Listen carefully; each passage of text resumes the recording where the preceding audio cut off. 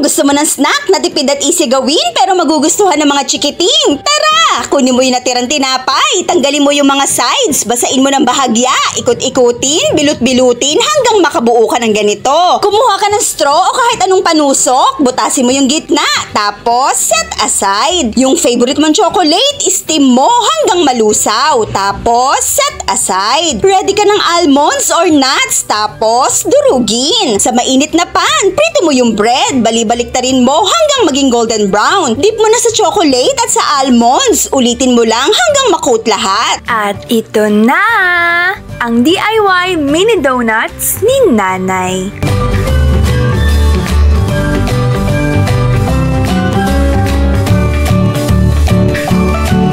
Para sa kumpletong sangkap, hose.